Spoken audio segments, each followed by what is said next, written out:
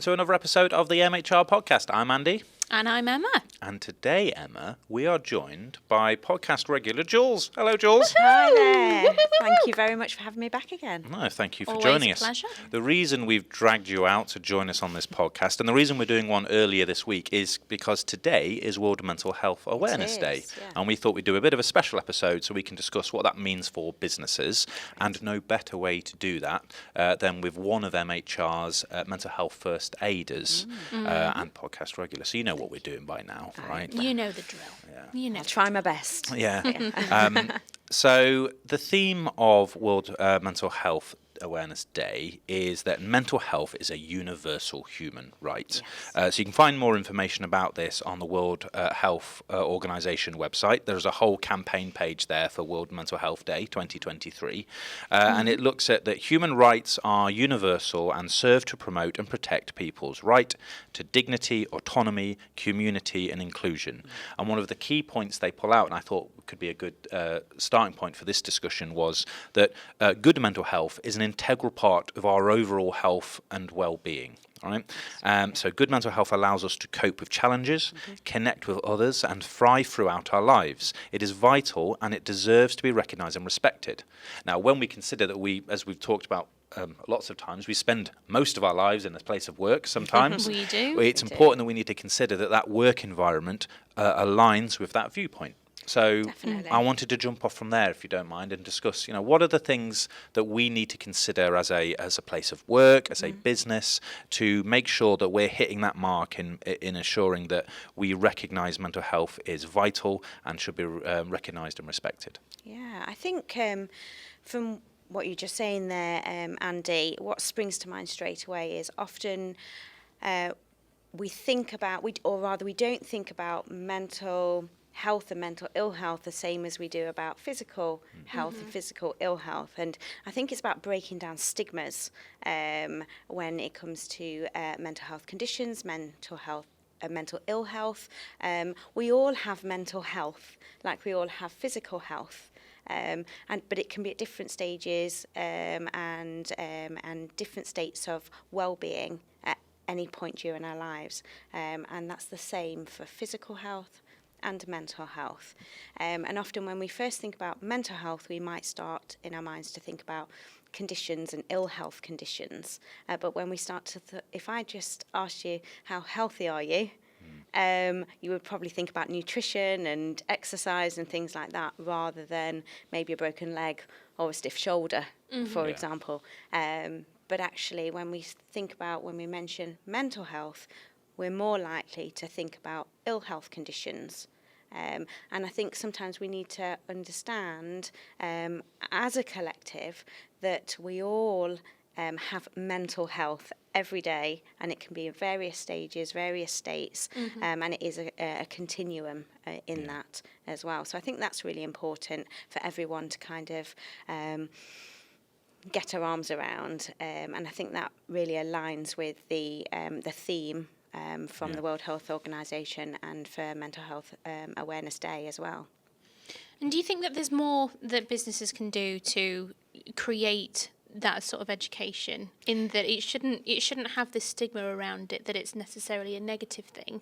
And actually, what they've described here is having good mental health is an integral part of our overall health and well-being. So how can we kind of flip the narrative on that and encourage more of a positive conversation about it in the workplace? I think it's exactly that, conversation, and just getting people talking, so it becomes the norm. We don't mind coming in to work and saying, I've had a terrible night's sleep, or I've got a terrible headache. Nobody thinks anything of that, and we want that kind of still to be that same conversation, to create that open culture in your workplace, whether that's within in the workplace as a whole, absolutely, but certainly like within your teams. We spend, like you said, a lot of time at work. We spend more time at work with our colleagues than we probably do our loved ones. And actually, so it's really important to create those great relationships, those great working relationships. They're really valuable. And if people are talking and connecting with each other, then it does break down that stigma over time as well. And we want to be able to get rid of that so people feel that it is okay to talk and say if there is something that is troubling them at any point. So a lot of that is about having a culture that you work in and around that feels healthy, that feels that you can communicate, that opens those doors to communications, doesn't make you feel like you need to shut off, or at least makes you feel comfortable communicating the way that you think is appropriate for you anyway. So that's very much kind of an onus on, I suppose, the employee and that network. In regards to any responsibility a business can take, one of the points that I was looking at in here is that everyone has the right to access quality mental health care. What should businesses consider in terms of what they can put in front of people as something to go to? And I think there's some really simple steps actually. To be having an employee assistance program on hand, which is usually partnering up with a separate company who provide advice, confidential, independent advice. So that could be over a website or just a contact number to call. So it's on hand 24/7 for employees. That's something that an organisation could implement quite easily. And that's something that we do here at MHR and is used and can support people in whatever life circumstances might crop up and be a bit of a challenge. The other thing that employers could do is promote and invest in mental health first aiders within the workplace. And I'm a mental health first aider, as you mentioned, and I really value that part of my role here at MHR to be able to offer that advice and assistance. And again, I think of it like a physical first aider. I'm not there to diagnose or to, actually mend anything right there and then, but I'm that first port of call to make sure that you're safe and secure. And sometimes it's just a tea and a chat that's needed. And other times it can be more serious than that and we need to take some extra steps. But that's what the mental health first aiders can do. And I think it's a really, really valuable kind of, I'm going to call it an asset, if you like, for a business to have. And to make sure that mental health first aiders are actually promoted as well within the organisation so that everybody knows who they are and how they can get in touch with them easily as well. And what other steps can we take? So we've discussed here about employee assistance programs, and we've looked at mental health first aiders. But what about that? What some employees might consider their immediate contact, like managers and trainers. Is there any support that they can be given or education they can be given? To better understand the telltale signs for if they do have a colleague that's perhaps struggling. And what steps can they take to manage Absolutely, that? Emma. I mean, what we do here at MHR is we have regular mental health awareness training sessions, and they're very conversational workshop type sessions here, which are open to everybody. Managers, whatever level you might be in your organisation, can come along, and we just discuss all kinds of states of mental health and mental ill health and well-being. But also it's about what can I do for myself and how do I spot signs for myself, because often that's one thing we look after other people but forget to look after our own well-being, and also to help to spot signs in our colleagues, because like we said earlier, we spend a lot of time sitting next to a colleague, or even if we're working more dispersed and we're having those Teams or Zoom calls with our colleagues. Do you spot any changes? Is there something different about your colleague today that isn't what you would expect? And one of the top tips for Mental Health First Aid England is to ask if somebody's okay twice. And what we mean by that is normally we say, hello, you okay? And the auto response is, yeah, I'm fine. We have an auto response to, are you okay? How are you today? It's a very British trait, though, isn't it, to start a conversation? It You're right. is. Well, you're not. You're saying hello. You're not saying you're right. Okay, so you take a moment to go, but are you okay? Exactly. And usually have that little bit of small talk, and then you can jump in with your second, are you okay? And you're more likely to get a response that isn't an auto response from your colleagues as well. I suppose there's a lot of empathy to be learnt in this space as well, because I find it interesting because obviously we've compared mental health or our perception of it to other things in the business.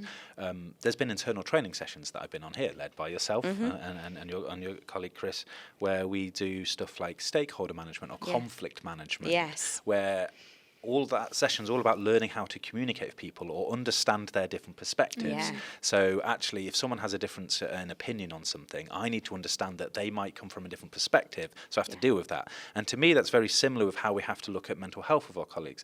We're in a kind of petri dish of people, right, who work in so many different ways, are from so many different backgrounds. So how I deal with my mental health or how I shut off or deal with my emotions is going to be completely different from someone else. So in order to respect someone else's mental health, I need to understand how they feel and understand what's affecting them. And I think when we talk about spotting changes, it might not be. So, for example, if somebody is normally really relaxed in their attire and, but then suddenly they're all really smart and buttoned up, if you like, what's changed? Are they overcompensating for something? Or likewise, if somebody's normally really, really smart and but is slightly, not got the shirt ironed or something like that, and that's very unusual for them, then is it worth asking a question? Is everything okay? Because there's a change, and it might be different for you and me. Our different thought process. We will be different. And I think you're absolutely right. It's communication is key. Seeing things from, putting yourself in other people's shoes and seeing yourself in different perspectives and seeing them from a different point of view is absolutely key. I think one of the challenges that I think many managers can have in scenarios where they want to maybe support people in their team that might they feel or worried that someone might be struggling with their mental health is worrying that they may come across as judging that person. When actually it's, no, I'm here to support you. Now, however you feel won't be judged. That's not an impact on who you are or your role in or how you're performing. It's just making sure you're okay. So there must be kind of tools or techniques that people need to use or consider when approaching a member of staff or a colleague or a friend, just saying, I'm not here to judge you. I'm not judging how you feel. I'm just here to make sure you're okay. Yeah, and I think for me, I'd absolutely just avoid the word judge and just be, because you just want to be very non-judgmental in your approach and ethical. And I think it's just about having open conversations. We're not always going to say that. People are often worried about saying the wrong thing. And it's very rare that we do say the wrong thing. Actually, people just want to talk normally, and it's just opening that conversation up. So, you may have a colleague who's suffered a bereavement and you don't know how to greet them or approach them. Just greet them, because nothing's going to make it worse than it is. So just say hello, reach out, ask, do you want a cup of tea? All of those kind of things. I think often we shy away from it. I think that's a great point. Bringing back to what you were saying at the start about, the kind of attributes that we associate with mental health is about mental ill health, and actually, therefore, treating those people differently or being very cautious of what you say in case you say the wrong thing, when actually... and I think from experience, when I've worked with people in the past, actually that can create more of an isolation because they're very acutely aware that they're being treated differently. Yes, that's whereas actually they just want to feel a little bit of normality. And that will support them and starting to feel just that little bit more comfortable. And like you've rightly said, we're not here to diagnose. We're not necessarily here to advise. We're here to listen. We're here to treat them as normal as we possibly can. Yes. And try and get them feeling just a little bit more sort of involved. And I think that's the absolute crux of it. And I think that definitely, and I think that's the culture that you'd want to kind of embody in every workforce, every work environment. Definitely. One of the other things that was flagged up on the World Health Organization was that actually mental health conditions are a significant threat to the well-being of younger people. And Yes. the reason I bring that up is because we've spent some time in this podcast talking about maybe how Gen Z workforce is coming in. We have to recognise that in the next couple of years there'll be a huge majority of Gen Z workers in the workforce. And we know that they're coming into this world of work with different perceptions of what they want from work, but maybe we need to be more conscious of how mental health awareness plays more of a factor for them, or how we need to address those in a generational divide where we've probably not talked about it the same way with maybe millennials or older generations. Yeah. So I think one great thing is, if we think of all the work that's been done in schools, colleges, universities, has had an effect that the younger generations now coming through into the workforces are more aware.